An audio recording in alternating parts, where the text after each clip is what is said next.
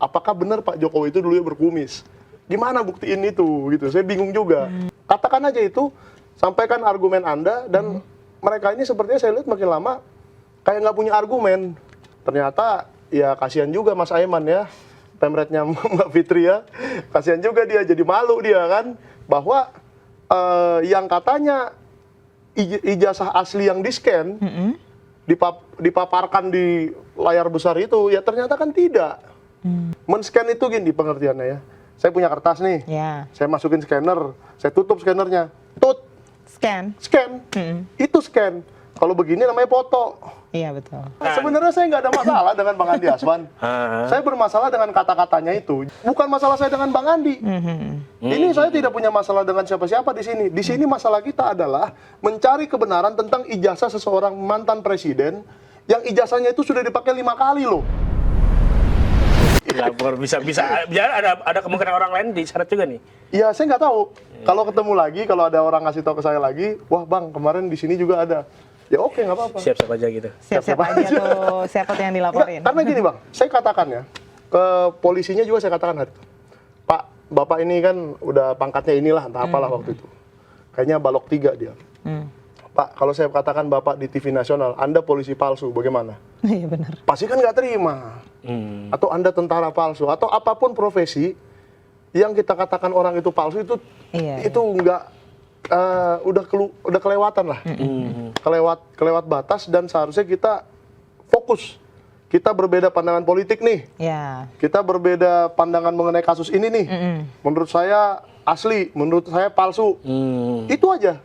Katakan aja itu, sampaikan argumen Anda, dan mereka ini sepertinya saya lihat makin lama kayak nggak punya argumen.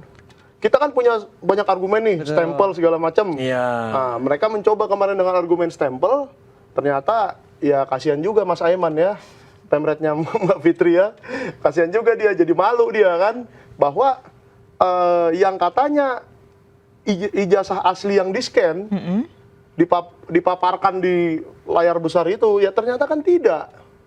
Ternyata dia tidak pernah melihat ijazah itu dan men-scan sendiri. Men-scan itu gini pengertiannya ya, saya punya kertas nih, saya masukin scanner, saya tutup scannernya, scan, itu scan. Kalau begini namanya foto. Iya betul. Itu bukan scan. Kurang bisa membedakan. Jadi dia udah membohongi itu, membohongi publik dengan mengatakan itu scan ijazah asli. Tapi kita ngomong ke konstruknya hukumnya Mas Roy ini ya. Kan ada beberapa sambil ya. Silakan. Ada beberapa yang dijerat, pasal yang dijerat kepada pasal pertama itu kan kayak pencemaran nama baik, lalu pasal 32 mengubah dokumen elektronik dan manipulasi elektronik. Kalau dari Mas Michael sendiri itu cocok nggak disematkan ke Mas Roy dan kawan-kawan untuk kasus ijazah ini? Kalau pencemaran nama baik mungkin bisa debatable lah, gitu kan? Setuju saya, bisa debatable. Kalau cuma kan kalau manipulasi data digital forensik ini yang selama ini ditolak keras oleh Roy Suryo. Kalau Mas ini jadi gini, manipulasi. Gimana kalau kita mau cerita pencemaran nama baik, yang dicemarkan nama baiknya itu siapa? Karena ini nggak jelas. Nih tunggu, gini Bang. Katakanlah saya menuduh HP-nya Mbak ini KW. Ini KW, HP ini KW. Kenapa? Nih saya buka, tuh KW kan? Komennya banyak. Misalnya kan, ini KW kan? Nah, apakah itu saya mencemarkan nama baiknya Mbak? Kalau perkara pokoknya benar itu kan HP-nya yang KW. Bukan. Kalau saya tuduh Mbaknya KW, gimana caranya tuh? Gimana caranya tuh? Artinya memang perkara pokok itu KW atau enggaknya harus dibuktikan dulu. Kan ini perkaranya. HP ini KW enggak? Bukan Anda wartawan palsu apa enggak? Nah, itu beda. Jadi memang harus dibuktikan dulu ini KW atau enggak. Gitu. Atau menghina. Kau ternyata kau ternyata selingkuh atau itu kan itu berarti nggak tahu ya kau siapa ya, kita nggak tahu di sana siapa. Nah itu baru penghinaan menurut saya, pencemaran nama baik, fitnah. Tapi kalau ijazah ya sudah buktikan aja dulu bener apa enggak. Jadi gitu. perkara pokoknya memang wajib dibuktikan dulu baru omongin ini gitu kan. Baru misalkan memang itu asli dan benar-benar asli, ya berarti boleh dong Anda melaporkan pihak-pihak yang mencemarkan nama baik gitu kan. Ya, silakan. Silakan gitu kan. Jadi Terus biar tapi berproses dulu Ya, yang pembuktiannya. manipulasi data forensik ini kemarin Mas Ade Darmawan kesini dulu nih. Ini Betul. insight ya. Ade Darmawan kesini. Oke, gimana? Terus dia bilang bahwa pasar manipulasi itu sama kayak Mas tadi bilang nuduh itu adalah KW. HP-nya KW. Nah, tanpa perlu dibuktikan pun Anda sudah menjatuhkan HP itu sehingga HP itu kalau dijual jadi murah. Oh, Turun harga, Iya turun kan? harga. Tapi kan Tanpa ada perlu- kodenya iya, ini, iya, asli. jadi, Oh, iya. iya.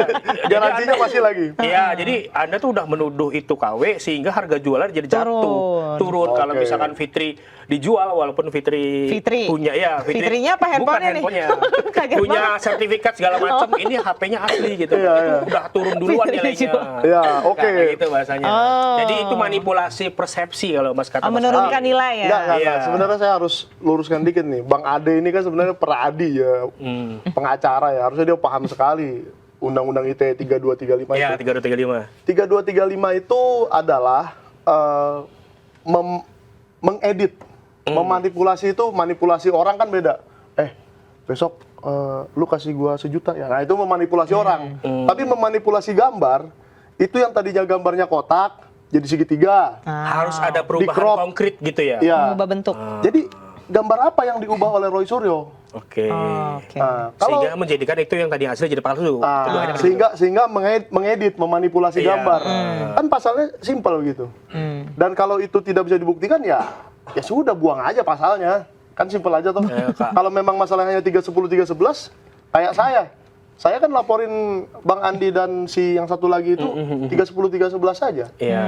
Nggak perlu saya buktikan apa-apa. Nih, Karena kan itu yang merasa Andanya gitu kan. iya, saya merasa Iya, rendahkan serendah-rendahnya Betul, saya. gitu kan. Jadi memang bahasa kuasa hukumnya Mas Roy Suryo itu pasal susupan. Nah, ya itu Ada pasal, karena kan memang hukumannya 12 tahun ya. Betul. Supaya kalau di atas 5 tahun kan ada kemungkinan untuk ditahan. untuk ditahan. Jadi Betul. memang ancamannya seperti itu pasal-pasal Nah, susupan. tapi satu lagi nih, ini sebenarnya mengutip Pak Roy Suryo ya, dan mungkin nanti anggota-anggota DPR yang lain bisa menginikan nih, menjelaskan bahwa pasal 3235 itu pada awalnya dibuat di Undang-Undang ITE supaya contoh, saya bayar pakai QRIS nih, saya ketik 30.000, gitu. Saya tunjukin nih ke penjualnya, ini udah saya bayar ya 30 juta, karena saya tambahin nolnya, Iya. saya kirim nih. Oh, itu kan diedit. memanipulasi. Itu pernah kan ada kasusnya. mengedit. Persis seperti omongan Mas Roy Suryo. Nah, Soalnya, itu iya, dari Mas soalnya, Roy Suryo. soalnya kemarin juga dia curhat. Gitu. Kok aku dilaporin oleh pasal, aku buat sendiri. Iya, Itu benar. dia. Dia kan yang membuat Dia itu. bikin kan pasal. Nah, sekarang pertanyaan saya begini, Mas. Pertanyaan saya begini. Kalau memang Pak Roy Suryo ngarang dengan penjelasan itu, anggota DPR yang membuat pasal ini kan banyak. Katakanlah 20 orang atau 30 orang satu komisi. Harus ada paripurna juga. Gitu, Paripurna kan, dan ya. segala macam. Bersuara dong. Iya. Masih banyak yang duduk tuh dari anteng-anteng aja. komite yang membuat undang-undang ITE ini. Bersuara dong, Roy Suryo, Anda menipu, Anda bohong. Pasal itu bukan itu artinya. Atau dulunya kan sebelum ini dijadikan sebuah undang-undang, pasti ada dong tim ahli tim ahli. yang memberikan masukan-masukan mengenai IT lah, yang mengerti dengan IT. Mungkin anggota DPR kan nggak semuanya ngerti IT ya. Betul. Jadi harus mendapat Yang masukan pakarnya, dari ha. pakar-pakar. Ha. Nah, pakar-pakar itu bersuara dong. Betul. Kalau harusnya. memang bukan itu artinya. Berarti kalau Gitu. tidak bersuara, memang itu artinya. Iya. Kita nggak tahu. Tapi abang melihat pelaporan kemarin itu sebagai bentuk intervensi atau proses hukum biasa, bang? Pelaporan siapa ke siapa nih? Abang. Pelaporan saya ke Andi. Enggak, maksudnya abang dilaporkan. Oh, melaporkan karena saya. konten podcast abang itu sebagai bentuk intervensi, intimidasi, atau sebenarnya itu proses hukum biasa gitu? Kalau menurut saya gini, itu kan di pasal itu ada menyebarkan, menyebarkan dan seterusnya. Mungkin salah satu, bukan mungkin ya, saya juga sudah ditunjukkan ternyata salah satu konten saya adalah yang membahas itu. Ya. Nah, jadi ada keterlibatan saya juga dalam membahas itu bersama Roy Suryo. Nah, pertanyaan saya begini nih, dia kan membahas itu bukan di sini doang. Iya. Dia mungkin sudah membahas itu di 500 podcast. Kemana-mana Mas. Sampai saya pernah lihat tuh, Sampai kemana-mana dia emang. dia sama berdua yang hostnya nyetir. Jadi Iya. podcastnya sambil begitu. naik mobil ya. Lucu juga nih saya bilang. Sambil nyetir dia ngobrol-ngobrol. Nah, laporkan aja 500 podcast ini. Atau jangan-jangan ribuan yang akun TikTok yang mengambil gimana? Nah, dan kenapa? menyebarkan. Clipper gitu ya. Clipper. Kenapa Itu menyebarkan abang, juga. Kenapa abang doang yang dilaporkan menurut abang? Waduh. Dari 500-an podcast itu. Pernah klarifikasi atau konfirmasi nggak ke yang berwajib, kenapa cuma gue? Kenapa hanya Kenapa aku? cuma gue, gitu. Kenapa hanya aku? Ya mungkin karena Sentana itu dulu relawan Jokowi 2014 kali ya. Oh. Mungkin. Nah ini saya nggak tahu. Lagi-lagi saya nggak tahu. Nah, jadi tapi saya nggak pernah ketemu tuh yang namanya Andi Aswan pada hari itu ya. Belum ada kali. Mungkin. Yang saya tahu memang Bara JP sudah ada hari itu, tapi orangnya lain, bukan ini. Iya, bukan iya. Freddy, bukan ini. Ini mungkin orang-orang baru lah. Kan sudah 10 lebih tahun yang lalu ya. Kita juga dapat informasi nih Bang. Apa tuh? Katanya Mas Andi Azwan juga nonton ini. Ada kata-kata nggak buat Bang Andi nih? Oh, Kata-kata Bang Andi. ngobrol aja. Silakan. Sebenarnya saya nggak ada masalah dengan Bang Andi Aswan. Saya bermasalah dengan kata-katanya itu. Jadi kalau sebenarnya ini dia mau meminta maaf atau apa, ya kita anggap aja ini berlalu. Jadi ini bukan masalah saya dengan Bang Andi. Ini saya tidak punya masalah dengan siapa-siapa di sini. Di sini masalah kita adalah mencari kebenaran tentang ijazah seseorang mantan presiden yang ijazahnya itu sudah dipakai 5 kali loh. Bukan 1 kali tapi 5 kali.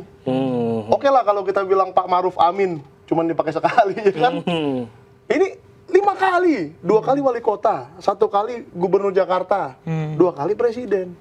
Dan 5-5-nya itu sesudah saya buka bersama Bang Bonatua yang pernah kesini juga. Iya. Ya, waduh, sama ya saya bilang. Saya tadinya pikir awalnya sebelum itu terbuka, sebelum Bang Bonatua itu punya inisiatif luar biasa itu, saya pikir jangan-jangan si Dian Sandi ini ngarang ya. Jadi ini ngeposting apaan dia tuh? Dari mana? Kok fotonya kayak begini, berkumis, kacamata. Soalnya ya saya boleh menantang juga nih. Bukan tantangan ya. Jangan dianggap itu ya. Tapi keren juga kalau Pak Jokowi bisa menumbuhkan kumisnya itu lagi. Oh, saya punya loh. Om saya meskipun sudah 65 tahun, kumisnya masih setebal dulu. Nggak bisa berhenti tumbuh gitu ya. Iya, numbuh ya numbuh lagi. Kayak saya nih kan ya ada bakat sedikit lah, jenggotan dikit. Nah, Cukur terus ya. Tapi dicukur terus. Nah, sekarang saya mau tahu apakah benar Pak Jokowi itu dulu ya berkumis. Gimana buktiin itu gitu. Saya bingung juga. Iya.